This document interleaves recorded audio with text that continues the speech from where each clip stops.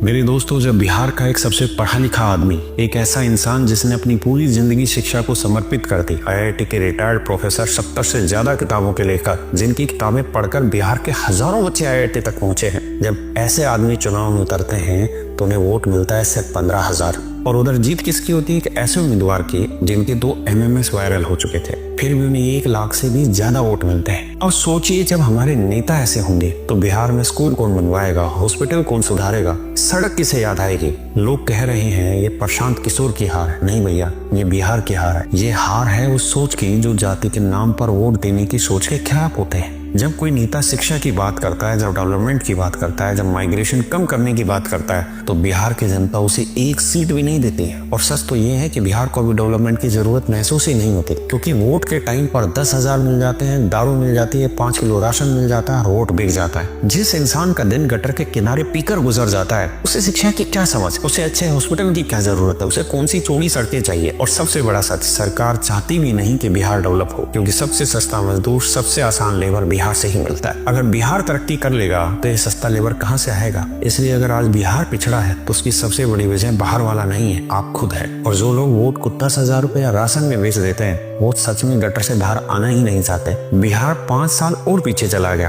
क्योंकि तुमने बदलाव का मौका होते हुए भी उसे ठुकरा दिया। मुझे ये उम्मीद थी कि प्रशांत किशोर जैसा पढ़ा लिखा आदमी शायद बिहार में सरकार बनाएगा, लेकिन मैं ये जानकर बहुत हैरान हुआ कि प्रशांत किशोर के मुश्किल से 1 से 2 ही कैंडिडेट ऐसे थे जो जमानत बचा पाए। आप सोचिए कि किस तरीके से फिर एक पढ़ा लिखा आदमी अपने बलबूते पर राजनीति में आ सकता है। जब हम हर चीज को जातिगत और पैसे में बेचते चले जाएंगे तो देश कैसे डेवलप करेगा?